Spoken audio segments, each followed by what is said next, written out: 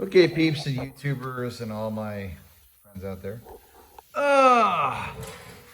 Today we're going to be talking about basics of frame repair. So I got the frame ready to be cut, pretty much. I just got to do a little trimming on the inside. In there, I got it set up evenly on jack stands all the way back, so it's all the way, it's supported. So I can slide it back because I'm going to have to move it anyway. I got to weld on 2 bars across there to support the frame. And I'm also going to use those to push the frame apart and pull it together depending on what I got to do. But what I wanted to talk about was went down to the hardware store and I picked this up. So we got hooks, and then I got chain here. You got extra chain right there. And then I got rod, and then I got these little babies right here. And you're like, okay, what is all that stuff? All right, well, I'm gonna make hanging gauges out of that. And I'll show you in depth more when I get them set up. Those aren't for measuring. I'm not setting up something for measuring. It doesn't take the place of measuring. But what it does do is it gives you a visual reference. If your frame has got, you know, if it's side swayed, or if it's up or down, or if it's out of level. So basically what I'm gonna do with these is I'm gonna set what's called a datum line, right? And a datum line is an even plane underneath the frame. So that's gonna be your imaginary datum line. And then what these things are gonna be is those are gonna be your center pointer. And I'll show you what that all means when I get it all set up. So basically what I'm doing is I'm setting the bars to reference datum line hanging from the frame. And then I'm setting the pointers for my center line, which will tell me whether or not when I get it all set up and then I get it cut apart and I go to put it back together, whether or not the frame is twisted or if it's out of center. And that's what I mean by datum line and center line. So your center line is a frame up and down like this, front and around, and your datum line is this plane underneath of it.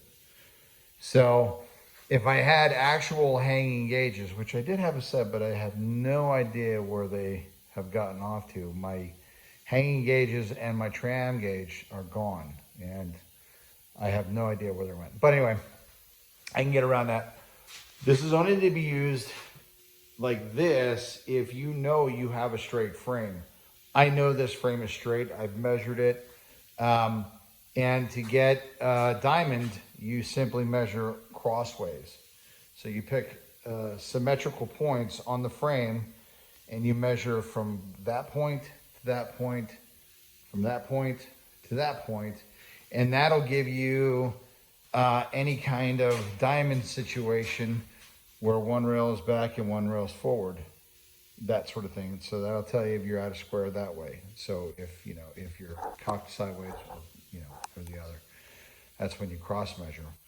Measuring up and down will give you sag or twist or anything like that. And when I get this set up, that'll show me visually, won't give me any measurements, but it'll show me visually if the frame has changed from when, and you want to hang it before you want to hang this before you do any work on a straight frame, because when you have a straight frame, you measure, you do some measuring, but you got a very good straight plane to work with. Then you hang your gauges evenly, and then you reference one bar to the next bar, to the next bar, to the next bar.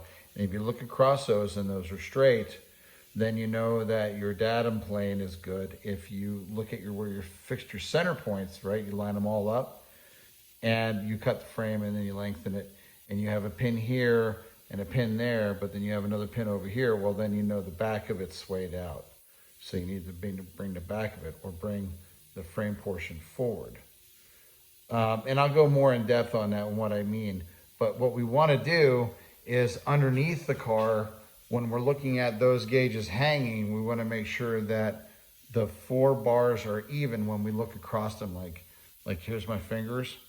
Like if we have that situation, then we know that the frame is twisting up in the rear and down in the front. So what we want is we want those 4 bars to be even, where we can only see 1 bar. Same with the center lines when we fixed our center pointers. So if we got a straight frame, when we hang them and we got the pointers like this, and then when we stretch the frame, we go to put it back together and you see one that's out, then the back is out. If you see one like that's forward, then you know your front's cocked forward. So you want all those pointers to be centered when you set them. So anyway, that's like a cheesy explanation of what's going on. I'll get more in depth when I get them hung and get them even measured and set and the center points set. I can give you a better visual reference. But like I said, it's just a visual reference to see if you're in the right spot or not. It doesn't take the place of measuring. You still got to measure, but it's a good visual reference. If all the bars are even and all the pointers are straight, then you're pretty good. You're pretty straight. But then again, take your cross measurement as well. So anyway, peace out.